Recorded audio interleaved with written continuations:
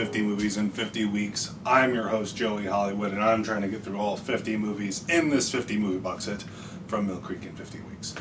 So, last week I gave a very long-winded explanation on why my reviews are going to be less good, which I don't even really feel like they're good to begin with, but they're going to be even worse for the next couple episodes because I watched the movies a month ago and I don't really remember them super well. But with this one, I've seen this movie a million times. This comes from the Sci-Fi Invasion pack, which if you've been watching since season 1, the whole reason why I picked the first box set was because it was called Sci-Fi Invasion, and I had these Sci-Fi Invasion like single thin packs when I was a kid that had a bunch of just random sci-fi movies on it. And in the course of this series, we've covered everything that was on the 2 volumes of this. Ending with this movie, today's movie. This is not a test, from the year 1962. This and The Wasp Woman, I think, were my favorites on these sets. Also, the Voyage to the Prehistoric Planet was also one I really liked. But This Is Not a Test is a really fun one because it doesn't really feel like a movie, and I mean this in a positive way. It feels like a pretty decent episode of The Twilight Zone. It's got that air about it. Usually when something tries to emulate The Twilight Zone, it feels kind of hacky. This one I feel like you could just plop it into The Twilight Zone and maybe it might stick out a little bit, but it would feel at home there. It involves a group of motorists being stopped by a cop.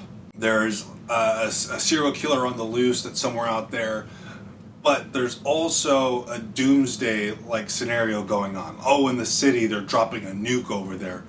Our best chance of survival is to stay here. And you have all these different characters with their different like viewpoints and what they want to do, arguing and debating it. And then there's a cop who becomes kind of like a tyrant in the situation, who is trying to like force these people to do what he believes is the correct scenario. And it's nothing groundbreaking, but it's a pretty decent time, and especially for like a box set like this, I feel like these kind of movies are like kind of a diamond in the rough. They're entertaining watches in the same way an episode of The Twilight Zone or The Outer Limits are. You can just have fun for like an hour. Like how long is this one? How long is this? This is not a 10. This is 72 minutes. And a pretty breezy 72 minutes. I really enjoy this movie. It's the movie I remember the most out of all these films that I watched a month ago, which is admittingly not a great. It's not a great example of my memory because I've seen this movie a million times.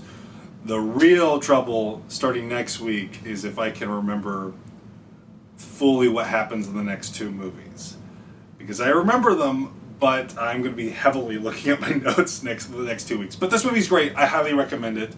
It's a lot of fun.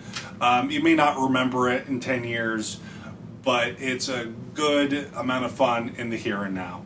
So without further ado, I will see you next week. Remember, please be kind and rewind.